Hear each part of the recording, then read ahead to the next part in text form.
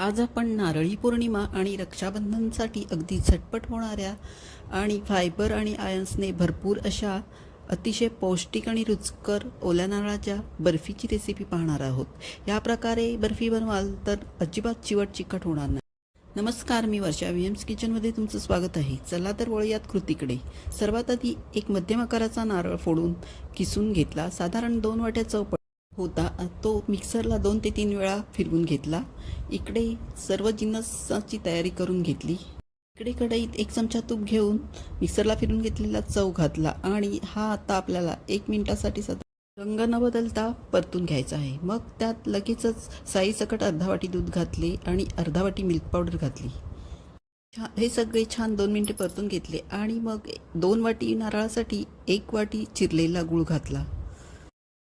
आता सगळे जिन्नस परतून छान मिक्स करून सतत ढवळत अशा प्रकारे घट्टसर गोळा होईपर्यंत शिजवून घ्यायचे। आता 2 मिनिटे परतल्यानंतर हे बघा, अशा प्रकारे मिश्रण कढईपासून वेगळे व्हायला। आता आपले मिश्रण वड्या थापायलासाठी तयार आहे। इकडे ताटाला थोडे तूप लावून घेतले आणि मग आपले तयार झालेले जे मिश्रण त्यात पुढची प्रोसेस झटपट करायची आहे। मग पलित्याने हे ताटातले मिश्रण छानपैकी थापून चौकोनी आकारात सेट करून घेतले। मग सजावटीसाठी त्यावर बदाम, काजू आणि पिस्त्याचे काप पेरून घेतले। गरम असतानाच काप पेरून घ्यायचे म्हणजे ते व्यवस्थित चिपकतील।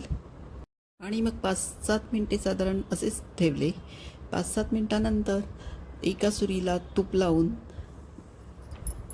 चौकोनी आकारात कट देऊन ठेवले, नाहीतर थंड झाल्यावर वड्या पडायच्या नाहीत। आता आपण हे 4 ते 5 तास थंड होऊन सेट व्हायला द्यायचे। हे बघा किती सुंदर वड्या पडल्या। अशा प्रकारे अगदी झटपट अशी रुचकर नारळाची बर्फी तयार आहे। नारळी पौर्णिमा आणि रक्षाबंधनसाठी घरच्या घरी बनवलेला गोडाचा पदार्थ म्हणून एकदम उत्तमच। व्हिडिओ आवडला तर या प्लेलिस्टवर क्लिक करून चॅनलला नक्की लाईक आणि सबस्क्राईब करून कमेंट करा।